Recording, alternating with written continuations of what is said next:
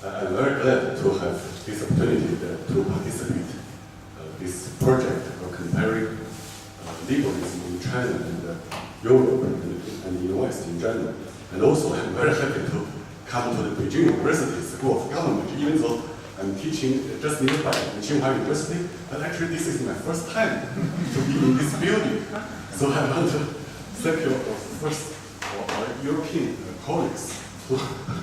But both Professor Li Qiang and Professor Zhiyuan are long-time friends of mine, so I'm very happy to see them too. And I think Professor Li Qiang did a wonderful job describing the political intellectual currents in the last 30 years. I totally agree with him that this is high time for reflection. And of course, Professor Li Qiang mentioned me as one of the new leftists. But actually, I would like to say that I agree with many of your description in general, but I would like to stress the so-called new left actually is a rather loosely defined group. And actually, I think in contrast to liberalism, because new left, so-called new leftists, do not have a self-consciousness definition, at least in the beginning, to be a new left. But in contrast, the so-called liberals, in the very beginning, they are very self-conscious to be liberal. But the new left actually is not a concept used by people who are labeled as new left as a self-definition. For example, if I think I'm correct in this, the first time the new left as a word has been used in Chinese press is from Beijing News Daily, Beijing Qinling Bao, by a journalist called Yang Ping at that time. Because in the I think it's 1994, at that time I was teaching at the Department of Political Science at Massachusetts Institute of Technology near MIT in Cambridge, Boston. I organized a conference on Chinese reform, and I invited the editor-in-chief of New Left Review in England. At that time, it was Robin Blackburn, not Perry Anderson. And so Robin Blackburn came to participate in this conference, and this journalist, Yang Ping, he made an association saying that since I invited the editor of New Left Review in England to come to China, there must be a Chinese New Left as well. So that's why he wrote an article in the Beijing News Daily that New Left emerging in China. And this later has been, 就是被收录 has been republished in 8 volumes of 什么经济论战 economic debate, volume 1 has been republished in one. So I think that's the first time this word new left has been used. So I have never, I personally never used new left. But since that many people labeled me as new left and asked me what's the meaning of new left, I can only come up with the answer that because the notion of left in the Western tradition means goes back to the French Revolution. People who sit left to the king, mostly the third class, third estate, is called left. And people sit to the right of the king, like the clergy and aristocracy was considered, was called themselves right. So the left, if go back to the French Revolution, the left, go back to the French Revolution tradition, means the third class kind of common people. And it is, if we knew, no. So later, at least I just speak for myself, I accept the concept of new left as well. But only in this sense, goes back to the French Revolution, and I cannot speak for other people who have been labeled as new lefts. But I think Professor Li Qiang is right, and he described many things. Some of them, but not me. Actually, personally, I think doesn't fit many of your description of new leftists, but maybe some other, fit. So But anyway, so let me briefly talk about the, so you can see just my, yes, and so I think this issue of how to understand new Chinese new leader Xi Jinping's reform strategy is a crucial issue in understanding today's China, but also very much related to our project on comparative liberalism. Right? And so as you, many of you may have known already, the last November, Chinese Communist Party held a very important third plenary session of the 18th Party Congress. That's last November, and there was a lot of heated discussion when the announcement of the third plenary session came out. Because what's the key message of this third plenary session? Because the so-called comprehensive plan for deepening reform has been announced in the third plenary. And many Western press, as well as some of Chinese press, emphasize that key message of this decision on comprehensive reform is to let market to play a decisive role in the resource allocation. So this is related to the economic liberalism, right? So that's the, I think it's the dominant, how do I go down?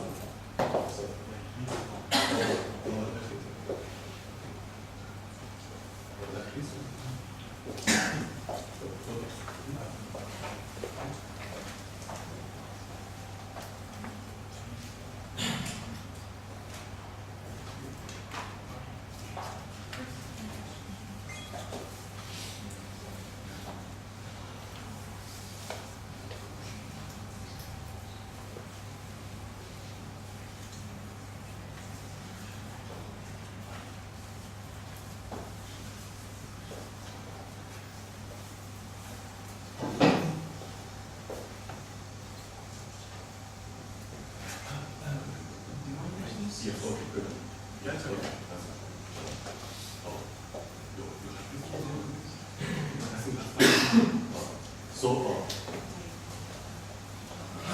I think the very common interpretation for the key message of the reform decision is to let the market to play a decisive role in resource allocation, as stressed by the media in and outside China. But my personal interpretation is different. I think because the previous party decision, the previous official statement is to allow market to play a fundamental role in resource allocation, 基础性作用. But the new formulation last November is to play a decisive role. But most people consider like a Chinese political Communist Party political decision is like a secret code. You have to decode, have to engage. The China watchers have to be engaging the decoding of the secret message. But my view is different. I think the decisive role and the fundamental role, no big difference. That's my, because earlier it's already, like since the 14th Party Congress, Chinese Communist Party already decided China is going to have a socialist market economy. In market economy, even though they call it a socialist market economy, but the market play a fundamental role in resource allocation. It should be obvious. And so this fundamental role, the decisive role, I think maybe there's a tone of emphasis. There are some differences. More emphasis maybe to get rid of some unnecessary regulations. Like if, for example, if you try to register for a company, maybe you need too many stamps in order to register a company, right?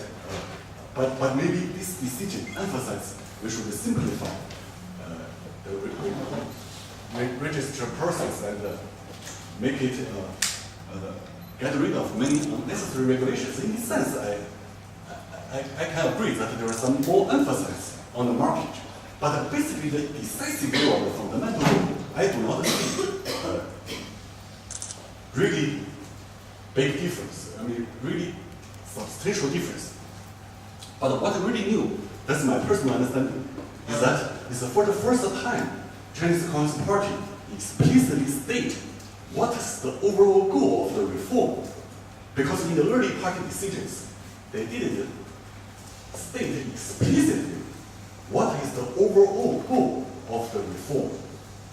And so the first time it is stated that in last November, the overall goal of deepening reform is to develop and make it more perfect the system of socialism with Chinese characteristics, and to modernize the system and the capacity of governance of the state. So because the first part, socialism with Chinese characteristics, is an old slogan as well. So I think what's really new in last November decision actually is to modernize the system and the capacity of governance. But of the state, they also have this, but this leads to a very intriguing discussion about the meaning of the term governance, right? And some scholars, like Yu Keping, and some other scholars who have been studying governance for last 10 years,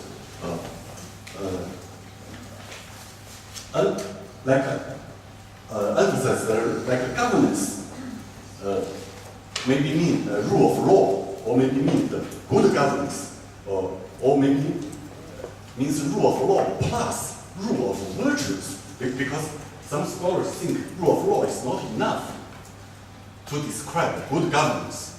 So you need a rule of law plus rule of virtues. But my personal understanding is different, because I think the key in the party decision last November is the distinction between the system and the capacity of governance. So if the governance, the word only means rule of law or rule of law plus rule of virtues, then we do not need really to distinguish system and the capacity of the governance.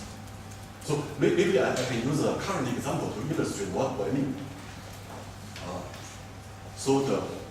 Recently in Xinjiang, a lot of trouble brought by the minorities, right? These nationality problems in Xinjiang region, especially in Xinjiang, but also in some other like Tibet. But what's regarding to the nationality question in China?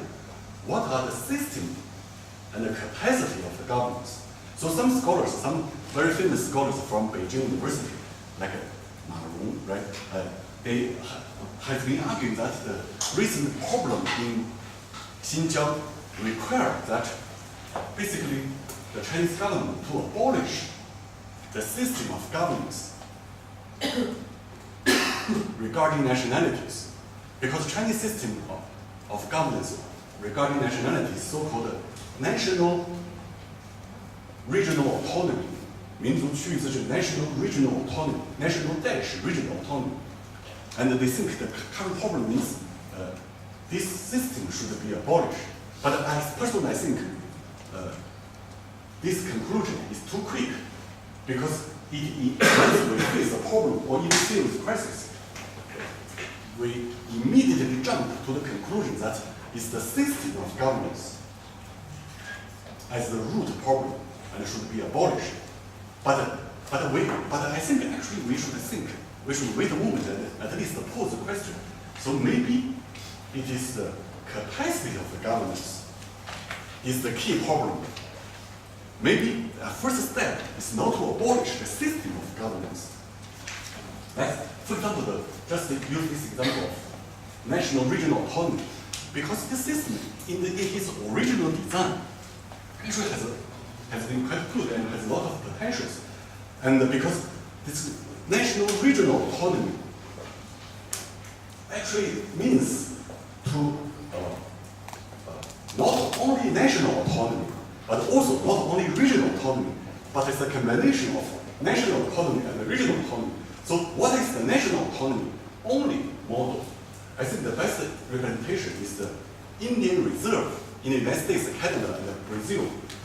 Because once the Europeans conquered American continent, they put like Indians in a concentrated area.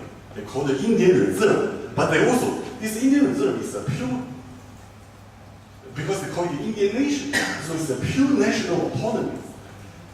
But since they are isolated in a single region, the Indian people do not have interactions economically, culturally, with other people in the same region. I mean, in a nearby region also. So they are concentrated. It's a pure national autonomy. And the whole point of the original design of Chinese national regional autonomy means it's not a pure national autonomy, because people of different nationalities mixed up in the same region. So it's a combination of national autonomy and regional autonomy. So I think this idea, actually, if you compare with the Indian Reserve, actually it's a very good idea. But the implementation or the capacity of these governments actually has a serious problem, because this national regional autonomy this year actually exactly 30 years anniversary of Chinese People's Congress, the Chinese legislature, in 1982 passed the law on 民族区域自治法 1982 1984年. But until now, China has 5 national autonomous regions: Xinjiang, Tibet, Inner Mongolia, Ningxia, and Guangxi province. So this, but none of 5 major national regional autonomous regions has been able to publish the so-called implementation detail of the law on national regional autonomy, 就是执行细则。So 这5大自治区至今没有发布执行细则。So it's very funny. So it's already been 30 years.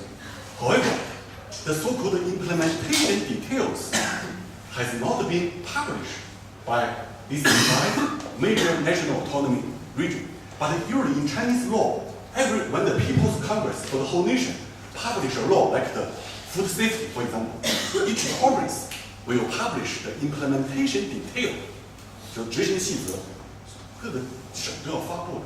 但是 after 30 years, this national autonomous region law, there's no implementation detail in 5 regions. But even more funny is that there was 166 national autonomous county, 就是民族区域自治县. But all these counties below the province, but all these county, so-called national autonomous region, has published implementation details. So you can see there's a lot of, this is quite part of this thing. So the smaller unit of government, below the province level, below these 5 provincial level autonomous, national autonomous region, this 166 county has the implementation detail. So I'm not, today is not the time for discussing the national problem in China, but I just use this example to show the capacity of governments is different from the system of governments. And they both may have problems, but it's a complicated interaction. And we should not directly, once we have a problem, we cannot immediately jump into the conclusion that it's the system itself must be abolished immediately. And so then I try to draw the literature on experimental governance to understand this capacity and the system of governance. So I understood experimental governance as an effort to strengthen the system of governance by increasing the capacity of governance. So what do I mean? Is basically this idea came from Oxford Handbook of Governance, published by 2012, just 2 years ago, is a summary of the field of study on governance. And so it's the author of this chapter for the handbook is by Charles Sable, a professor of law at Columbia University, who is also my former colleague at MIT, political science. And his co-author, Jonathan Zettlin, is from the University of Amsterdam. And the title of the chapter is just called Experimentalist Governance. So the experimentalist governance is a recursive process of provisional goal setting and revision based on learning from comparison of alternative approach to advancing them in different contexts. So we use the recursive here in the same familiar form. This form, a sense of familiar form, mathematics and computer science, whereby the output from one application of a procedure or sequence of operation became the input for the next, so that iteration of the same process produce changing results. So it's actually quite simple. So that they have basically consists of 4 elements. So first is a broad framework goal and the matrix for gauging their achievements are provisionally established, so that they temporarily establish a broader framework goal. And secondly, local units are given broader discretion to pursue these goals in their own way. And thirdly, as a condition for this local autonomy, these units must report regularly on their performance and participate in a peer review in which their results are compared with those of others employing different means to the same ends. And fourth, the goals, matrix, and the decision-making procedure themselves are periodically revised by a widening circle of actors in response to the problem, and the possibilities revealed by their review process, and the cycle repeats. So I can use very briefly both the Chinese example and the European example to illustrate these 4 conditions, 4 elements of experimental governance. So in Europe, I guess you heard of Lisbon Accord. They have this procedure called open method of coordination, because there are 27 European Union member states, and so the European Union can only set up a very broad general framework goals, like a good education, good quality education. It's very, very broad general goal, and each member state has the autonomy to implement in their own way to achieve this broadly defined goal, like good quality education. But every year they have to go through a peer review process. This is called open method of coordination.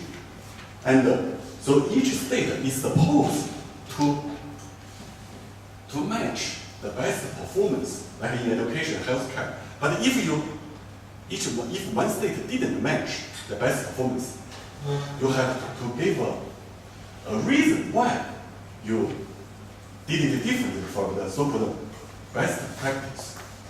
Maybe because your local conditions is different, whatever. But this peer review is necessary for the local autonomy. And thirdly, this whole process going on iteratively, and then you may reach the new understanding. What is the, for example, what is the goal of good education, high quality education? What's the precise meaning? So the originally very broadly defined framework goal, the very meaning has maybe changed in the process of comparison of different local experiments to achieve the same goal. Like for example, European, in terms of education, I guess if someone from Italy may know that there is this agreement called Bologna Agreement on education.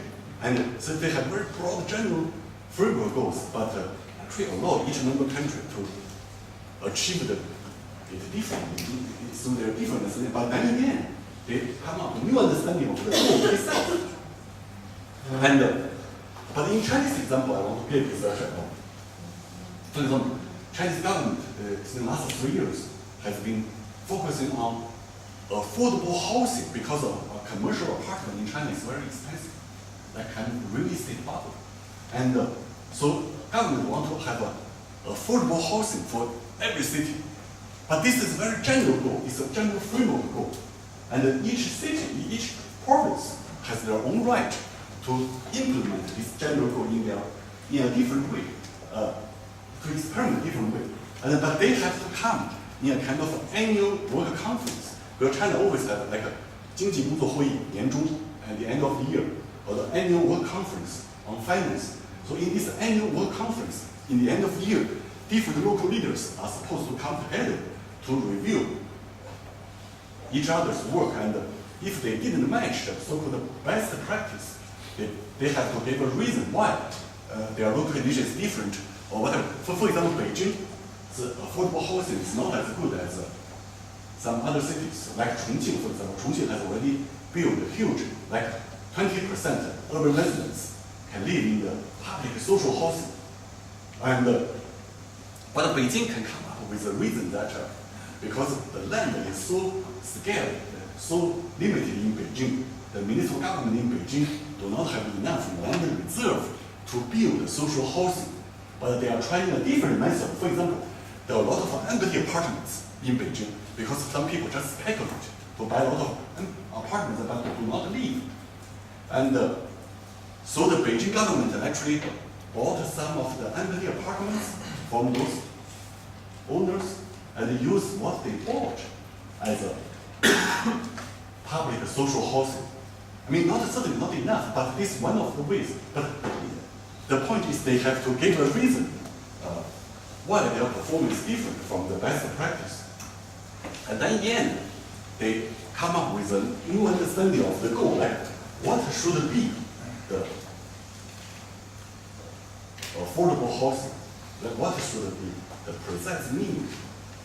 So they come up with in the end, so in philosophical sense, the experiment in the philosophical sense of American pragmatists, like John Dewey, because the pragmatists in the John Dewey's sense, because they systematically provoke thought about their own assumptions, practice, and treat all solutions as incomplete and corrigible, and produce an ongoing reciprocal real adjustments of ends and means through comparison of different approaches to the ones in the common general aims. So the key word here is the reciprocal real adjustments of ends and means. So this is the key in the philosophy of pragmatism of John Dewey. And very funny is that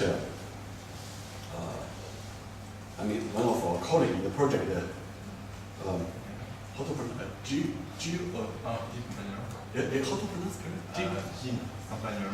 Campanero has written an article about John Dewey. But I told him he didn't.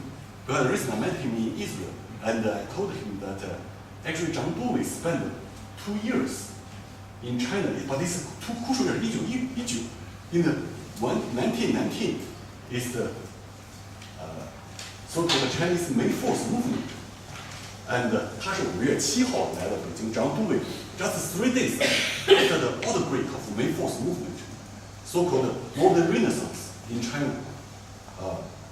Dewey came to Beijing, and he spent 2.5 years in Beijing. But most importantly is that he visited 12 provinces, 11 provinces in China. At that time, China only had 22 provinces, so he visited half of China. But when he visited Hunan province, you can guess who is his local host. Because when Dewey visited Hunan province, his local host is Mao Zedong, right? Is Mao Zedong? Yeah, because as a young guy, Chairman Mao was very active in the students' movement, and also he came to Beijing University as a librarian for work for the library. I mean, he was not a formal student, but he worked in the library, and he is a student leader in Hunan province.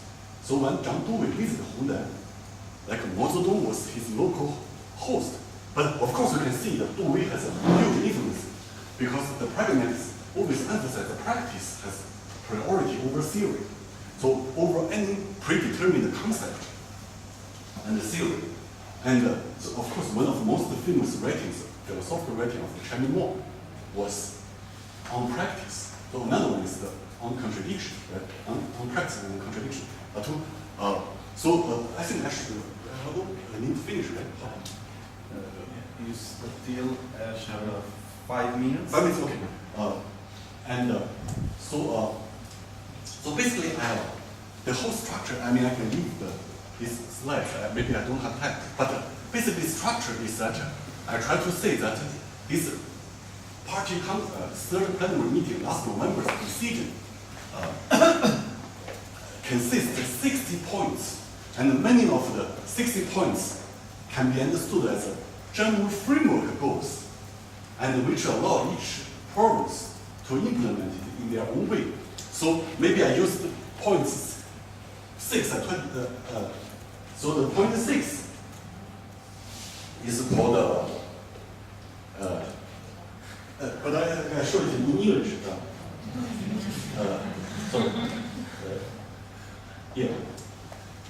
So the point is, because the whole decision has 60 points, and number 6 is very interesting, but this is very general.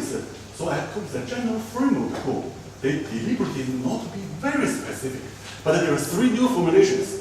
One is encourage, so the non-state share will be allowed in state capital investment projects.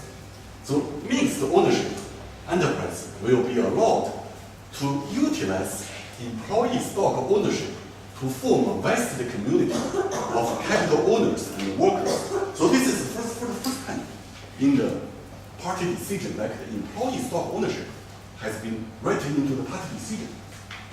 So, but in a very general way. But another new formulation is by focusing on capital management. So state-owned assets, management system, and strengthen the state asset supervision by focusing on capital management. So in the Chinese, it's already very puzzling.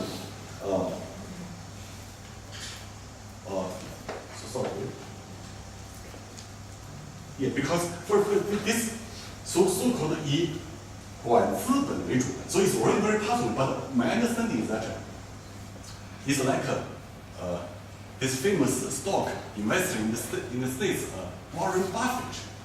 Warren Buffett, he said, I don't want to be majority shareholder because I'm not good at the micromanagement of concrete enterprises. But I only want to do portfolio investment. I invest in different firms. I can judge which firm is good, which enterprise is good. But I do not want to be a majority shareholder, because if I do that, Warren Buffett said I have to manage it. But he said he has no capacity and interest. And so what I mean is this by 管资本为主, I mean it's in contrast to 管资产为主. So I think the state investment will be more like Warren Buffett. So at least a single state enterprise or a single entity of the state will not become, in most cases, excluding some national security enterprises, but mostly a single state entity will not be the majority shareholders. But maybe there are several state entities, maybe 2 or 3, each will hold maybe like 10%, 20%, but also the private investors. So that's the meaning of maybe this meaning of the mixed ownership. But the third is this increasing the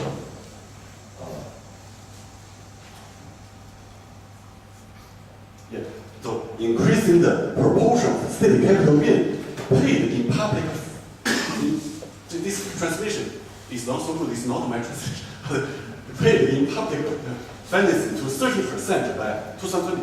So it means the revenue of state-owned enterprises, 30% of the profit will be paid to public finance. Because currently, this proportion is very low, only 5%, 10%, at most 15%. But by the decision of the party says by 2020, the 30% of the profit will be paid to the public finance, public state budget to improve people's livelihood. But these are three very general framework goals. But this was decided in last November. So only 1 month later, last December, Shanghai is the first city to announce their own plan for state-owned asset reform. But interestingly, in Shanghai, they didn't mention 职工持股 at all. In Shanghai's plan, last December, they didn't mention 职工持 at all. But in this year, in March, Tianjin announced Tianjin's plan for state asset reform. And in May, Chongqing announced Chongqing's plan for state asset reform. And Beijing, state of Beijing, will announce maybe in the next 2 weeks. Beijing will announce Beijing's plan. But interestingly, they all have some variation, not the same. For example, as I mentioned, Shanghai has no mention of employee stock ownership, but Tianjin mentioned employee stock ownership, but employee only mean high-level management, 高管, and the key engineers. They only mean they encourage these people to own share of the company. But in Chongqing, they add, in addition to the high management, 高管, and the key technical staff, key engineers, and they add ETC 等，所以重庆加那个就高管和高级科员等命的 ETC， so it open up the possibility that more common workers, not high management, may also own participate in employee stock ownership plan. We don't know what's happening in Beijing, but anyway. But my point is that this general framework goals of the party decision has to be experimentally implemented in different regions, and then supposedly we will draw the lessons, both positive and negative, from those local experiments. And in the end, the very goal of the reform, for example, the very goal, this mixed ownership or employee stock ownership, this very goal themselves may be reconsidered, may be modified, or may be made more precise. So this is exactly the meaning of pragmatism in Zhang Duwei's sense. So from this is my understanding of Xi Jinping's grand reform strategy. Okay, thank you.